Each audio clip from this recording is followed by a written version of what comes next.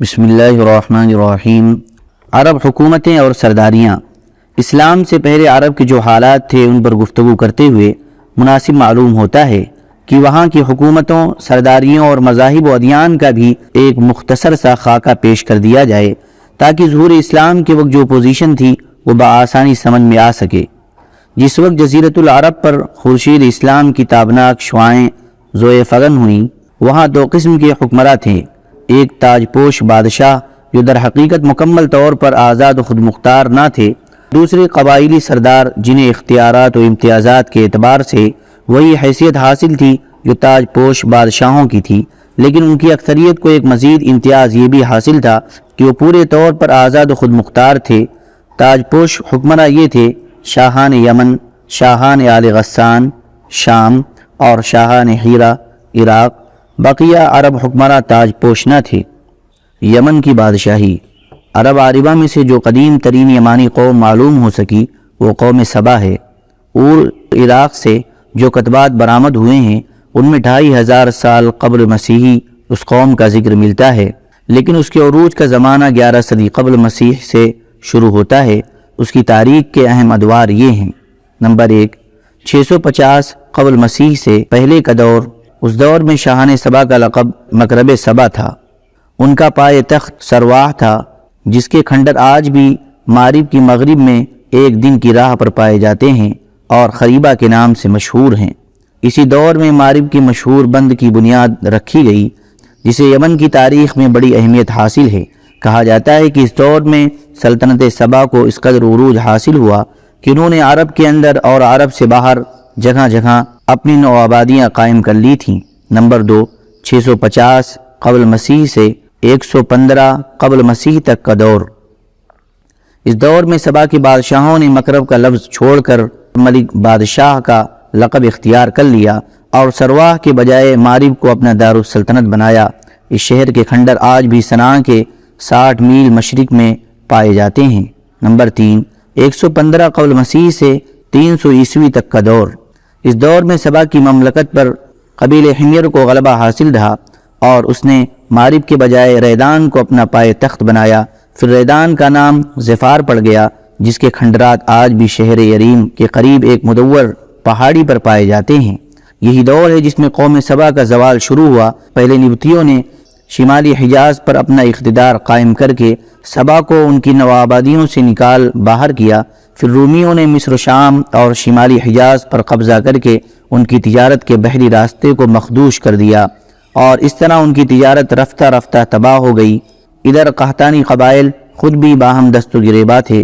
ان حالات کا نتیجہ یہ ہوا کہ قحطانی قبائل اپنا وطن چھوڑ کر ادھر ادھر پراگندہ ہو گئے۔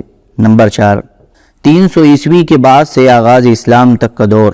اس دور میں یمن کے اندر مسلسل اضطراب و انتشار برپا رہا۔ انقلابات آئے، خانہ جنگیاں ہوئیں اور بیرونی قوموں کو مداخلت کے مواقعات آئے، حتیٰ کہ ایک وقت ایسا بھی آیا کہ یمن کی آزادی سلب ہو گئی۔ چنانچہ یہی دور ہے جس میں رومیوں نے عدن پر فوجی تسلط قائم کیا اور ان کی مدد سے حبشیوں نے حمیر و ہمدان کی باہمی کشاکش کا فائدہ اٹھاتے ہوئے 340 عیسوی میں پہلی بار یمن پر قبضہ کیا جو 378 عیسوی تک برقرار رہا۔ اس کے بعد یمن کی آزادی تو بحال ہو گئی مگر معارب کے مشہور بند میں رکھنے پڑنا شروع ہو گئے، یہاں تک کہ بالآخر 450 یا 451 عیسوی میں بند ٹوٹ گیا اور وہ عظیم سیلاب آیا جس کا ذکر قرآن مجید سورہ سبا میں سیل عرم کے نام سے کیا گیا ہے۔ یہ بڑا زبردست حادثہ تھا۔ اس کے نتیجے میں بستیوں کی بستیاں ویران ہو گئی اور بہت سے قبائل ادھر ادھر بکھر گئے۔ پھر 523 ہجری میں ایک اور سنگین حادثہ پیش آیا، یعنی یمن کے یہودی بادشاہ ذو نواس نے نجران کے عیسائیوں پر ایک ہیبت ناک حملہ کر کے انہیں عیسائی مذہب چھوڑنے پر مجبور کرنا چاہا، اور جب وہ اس پر آمادہ نہ ہوئے تو ذو نواس نے خندقیں کھدوا کر انہیں بھڑکتی ہوئی آگ کے علاوہ میں جھونک دیا۔ قرآن مجید نے سورہ بروج کی آیت قتل اصحاب الاخدود میں اسی لرزہ خیز واقعے کی طرف اشارہ کیا ہے۔ اس واقعے کا نتیجہ یہ ہوا کہ عیسائیت جو رومی بادشاہوں کی قیادت میں بلاد عرب کی فتوحات اور توسیع بندی کے لیے پہلے ہی سے چست و چابک دست تھی، انتقام لینے پر تل گئی اور حبشیوں کو یمن پر حملے کی ترغیب دیتے ہوئے انہیں بحری بیڑا مہیا کیا۔ حبشیوں نے رومیوں کے شہ پا کر 525 عیسوی میں اریاد کی زیر قیادت 70,000 فوج سے یمن پر دوبارہ قبضہ کر لیا۔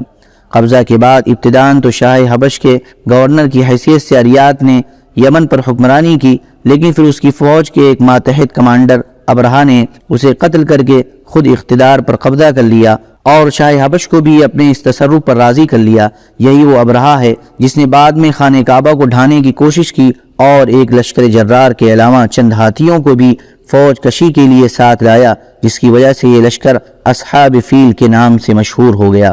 ادھر واقع فیل میں حبشیوں کی جو تباہی ہوئی اس سے فائدہ اٹھاتے ہوئے اہل یمن نے حکومت فارس سے مدد مانگی اور حبشیوں کے خلاف عالم بغاوت بلند کر کے سیف ذی یزن حمیری کے بیٹے معدی کرب کی قیادت میں حبشیوں کو ملک سے نکال باہر کیا اور ایک آزاد خود مختار قوم کی حیثیت سے معدی کرب کو اپنا بادشاہ منتخب کر لیا۔ یہ 575 عیسوی کا واقعہ ہے۔ آزادی کے بعد معدی کرب میں کچھ حبشیوں کو اپنی خدمت اور شاہی جلوں کی زینت کے لیے روک لیا، لیکن یہ شوق مہنگا ثابت ہوا۔ ان حبشیوں نے ایک روز معدی کرب کو دھوکے سے قتل کر کے ذی یزن کے خاندان سے حکمرانی کا چراغ ہمیشہ کے لیے گل کر دیا۔ ادھر کسریٰ نے اس صورتحال کا فائدہ اٹھاتے ہوئے صنعاء پر ایک فارسی النسل گورنر مقرر کر کے یمن کو فارس کا ایک صوبہ بنا لیا۔ اس کے بعد یمن پر یکے بعد دیگرے فارسی گورنروں کا تقرر ہوتا رہا، یہاں تک کہ آخری گورنر بازان نے 628 عیسوی میں اسلام قبول کر لیا اور اس کے ساتھ ہی یمن فارسی اقتدار سے آزاد ہو کر اسلام کی عملداری میں آ گیا۔ ہیرا کی بادشاہی۔ عراق اور اس کے نواحی علاقوں پر کوروش کبیر، خورس یا سائرس ذوالقرنین 557 قبل مسیح 529 قبل مسیح کے زمانے ہی سے اہل فارس کی حکمرانی چلی آ رہی تھی۔ کوئی نہ تھا جو ان کے مد مقابل آنے کی جرات کرتا، یہاں تک کہ 326 قبل مسیح میں سکندر مقدونی نے دارا اول کو شکست دے کر فارسیوں کی طاقت توڑ دی، جس کے نتیجے میں ان کا ملک ٹکڑے ٹکڑے ہو گیا اور طوائف الملوکی شروع ہو گئی۔ یہ انتشار 230 عیسوی تک جاری رہا اور اسی دوران قحطانی قبائل نے ترک وطن کر کے عراق کے ایک بہت بڑے شاداب سرحدی علاقے پر بود و باش اختیار کی۔ پھر عدنانی تاریک وطن کا ریلا آیا اور انہوں نے لڑ بھڑ کر جزیرے فراتیہ کے ایک حصے کو اپنا مسکن بنا لیا۔ ادھر 226 عیسوی میں اردشیر نے جب ساسانی حکومت کی داغ بیل ڈالی تو رفتہ رفتہ فارسیوں کی طاقت ایک بار پھر پلٹ آئی۔ اردشیر نے فارسیوں کی شیرازہ بندی کی اور اپنے ملک کی سرحد پر آباد عربوں کو زیر کیا۔ اسی کے نتیجے میں قدعاء نے ملک شام کی راہ لی، جبکہ ہیرا اور انبار کے عرب باشندوں نے باج گزار بننا گوارا کیا۔ اردشیر کے عہد میں ہیرا، بادیت العراق اور جزیرہ کے ربیعی اور مزری قبائل پر جزیمۃ الوداع کی حکمرانی تھی۔ ایسا معلوم ہوتا ہے کہ اردشیر نے محسوس کر لیا تھا کہ عرب باشندوں پر براہ راست حکومت کرنا اور انہیں سرحد پر لوٹ مار سے باز رکھنا ممکن نہیں، بلکہ اس کی صرف ایک ہی صورت ہے کہ خود کسی ایسے عرب کو ان کا حکمراں بنا دیا جائے جسے اپنے کنبے قبیلے کی حمایت و تائید حاصل ہو۔ اس کا ایک فائدہ یہ بھی ہوگا کہ بوقت ضرورت رومیوں کے خلاف ان سے مدد لی جا سکے گی اور شام کے روم نواز عرب حکمرانوں کے مقابل عراق کے ان عرب حکمرانوں کو کھڑا کیا جا سکے گا۔ شاہان ہیرا کے پاس فارسی فوج کی ایک یونٹ ہمیشہ رہا کرتی تھی، جس سے بادیہ نشین عرب باغیوں کی سرکوبی کا کام لیا جاتا تھا۔ 268 عیسوی کے عرصے میں جزیمہ فوت ہو گیا اور عمرو بن عدی بن نصر لخمی اس کا جانشین ہوا۔ یہ قبیل لخم کا پہلا حکمراں تھا اور شاپور اردشیر کا ہم عصر تھا۔ اس کے بعد قباز بن فیروز کے عہد تک ہیرا پر لخمیوں کی مسلسل حکمرانی رہی۔ قباز کے عہد میں مزوق کا ظہور ہوا جو اباحیت کا علمبردار تھا۔ قباز اور اس کی بہت سی رعایا نے مزوق کی ہمنوائی کی۔ پھر قباز نے ہیرا کے بادشاہ منذر بن معصمہ کو پیغام بھیجا کہ تم بھی یہی مذہب اختیار کر لو۔ منذر بڑا غیرت مند تھا، انکار کر بیٹھا۔ نتیجہ یہ ہوا کہ قباز نے اسے معزول کر کے اس کی جگہ مزوقی کی دعوت کا ایک پیروکار حارث بن عمرو بن حجر کندی کو ہیرا کی حکمرانی سونپ دی۔ قباز کے بعد فارس کی باغ ڈور کسریٰ نوشیروان کے ہاتھ آئی۔ اسے اس مذہب سے سخت نفرت تھی۔ اس نے مزوق اور اس کے ہمنواؤں کی ایک بڑی تعداد کو قتل کروا دیا۔ منذر کو دوبارہ ہیرا کا حکمراں بنا دیا اور حارث بن عمرو کو اپنے یہاں بھیجا۔ لیکن وہ بنو کلب کے علاقے میں بھاگ گیا اور وہیں اپنی زندگی گزار دی۔ منذر بن معصمہ کے بعد نعمان بن منذر کے عہد تک ہیرا کی حکمرانی اسی کی نسل میں چلتی رہی۔ پھر زید بن عدی عبادی نے کسریٰ سے نعمان بن منذر کی جھوٹی شکایت کی۔ کسریٰ بھڑک اٹھا اور نعمان کو اپنے پاس طلب کیا۔ نعمان چپکے سے بنو شیبان کے سردار ہانی بن مسعود کے پاس پہنچا اور اپنے اہل و عیال اور مال و دولت کو اس کی امانت میں دے کر کسریٰ کے پاس گیا۔ کسریٰ نے اسے قید کر دیا اور وہ قید ہی میں فوت ہو گیا۔ ادھر کسریٰ نے نعمان کو قید کرنے کے بعد اس کی جگہ ایاس بن قبیصہ طائی کو ہیرا کا حکمراں بنایا اور اسے حکم دیا کہ ہانی بن مسعود سے نعمان کی امانت طلب کرے۔ ہانی غیرت مند تھا، اس نے صرف انکار ہی نہیں کیا بلکہ اعلان جنگ بھی کر دیا۔ پھر کیا تھا، ایاس اپنے جلوں میں کسریٰ کے لاؤ لشکر اور مرزبانوں کی جماعت لے کر روانہ ہوا اور ذیقار کے میدان میں فریقین کے درمیان گھمسان کی جنگ ہوئی، جس میں بنو شیبان کو فتح حاصل ہوئی اور فارسیوں نے شرمناک شکست کھائی۔ یہ پہلا موقع تھا جب عرب نے عجم پر فتح حاصل کی تھی۔ یہ واقعہ نبی صلی اللہ علیہ وسلم کی پیدائش کے تھوڑے ہی دنوں بعد کا ہے۔ آپ صلی اللہ علیہ وسلم کی پیدائش ہیرا پر ایاس کی حکمرانی کے 8ویں مہینے میں ہوئی تھی۔